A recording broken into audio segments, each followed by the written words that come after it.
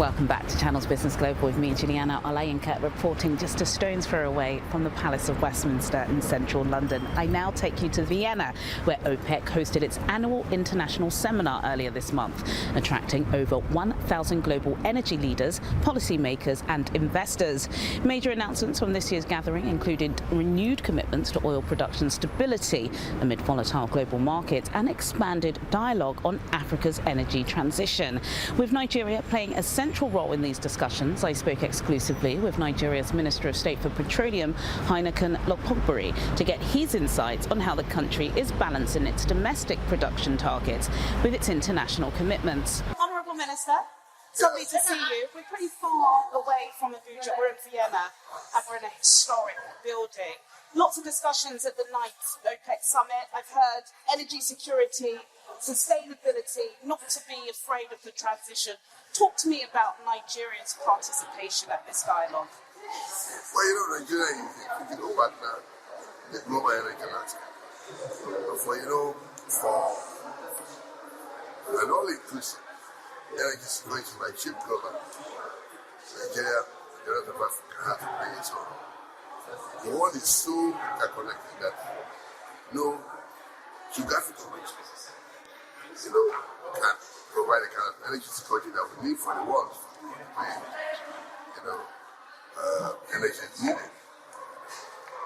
And so that's why I'm happy that you were part of this seminar, the ninth of its kind, OPEC here.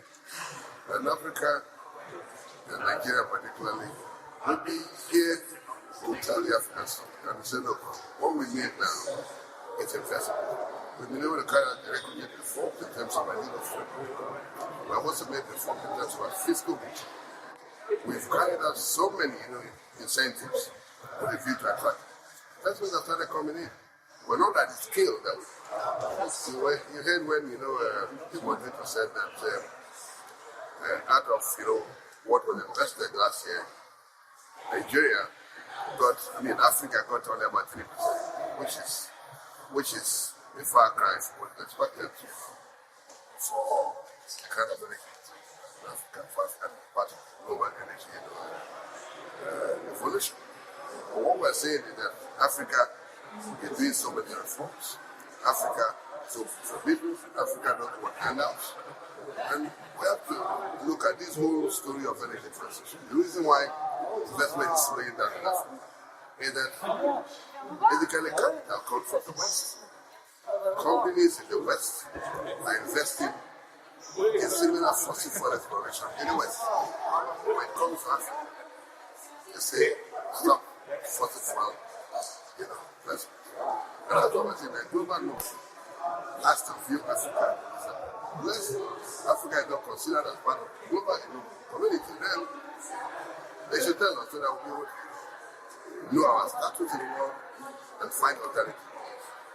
But I believe that global should realize that in terms of energy transition, in terms of energy accessibility, in terms of energy affordability and sustainability, Africa has to be established.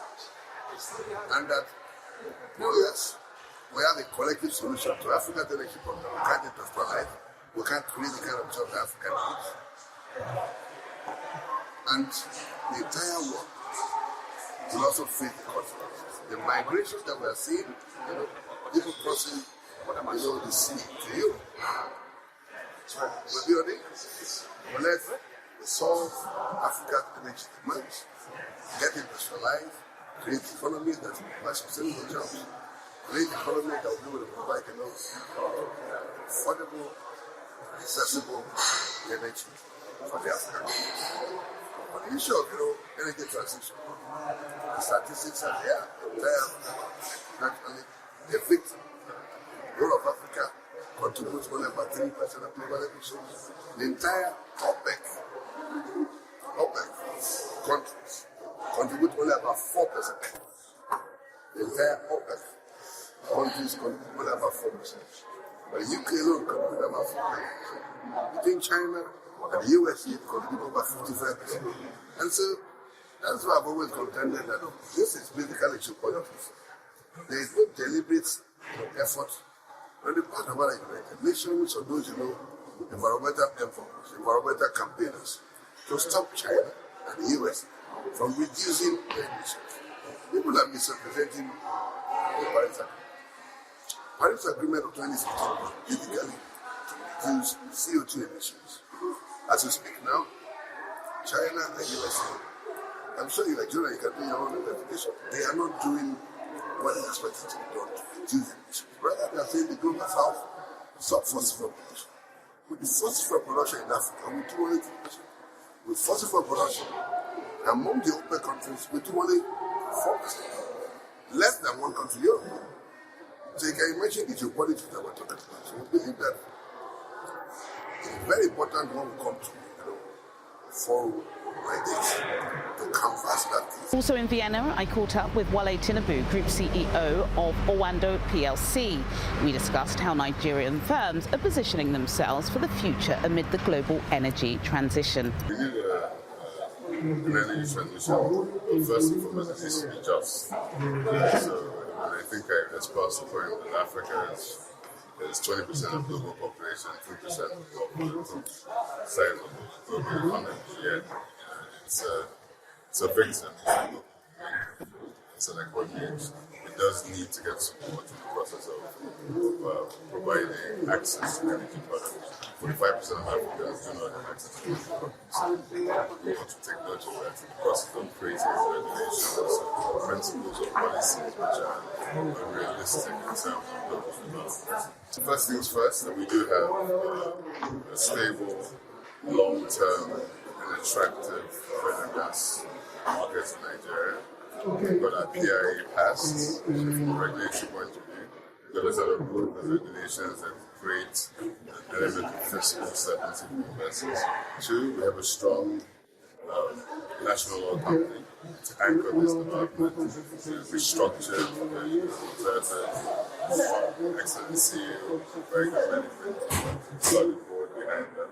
And three, you've got the indigenous companies who are intimate with the environment, intimate with the businesses, know how to handle local production. And now we're close to 1/3 of production now being done by the indigenous companies. And we are ready to go, and we need to be, the world needs to know how much of an interesting investment destination we really are today. And now to my final story, a celebration of ideas and storytelling. The BCA African Business Book of the Year Awards took place in London recently, drawing a distinguished audience of authors, business leaders, policymakers and investors. The event honoured outstanding works that are helping to shape perceptions of African business leadership and economic potential on the global stage, from insights on sustainable finance to narratives on entrepreneurial innovation. The awards highlighted the growing influence of African thought leadership in shaping international discourse. The BCA Business Award is in its third season, and the objective is to promote serious literature on African business and African business leaders. Today's event has been very successful.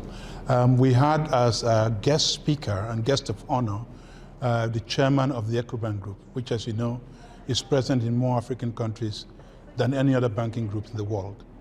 Last year, we had the former Minister for Africa in the British government. So we are bringing people here who can share experiences and who we can learn from in terms of telling the African business narrative. I think there's not enough business books on Africa out there, and we need more of those. The African story has to be told. Growing up, people like me didn't have as much access to business books on Africa. Most of what we learned on business was learned looking at other parts of the world. And as some emerging markets started growing, we started looking at those emerging markets to inspire ourselves as to what's possible in Africa.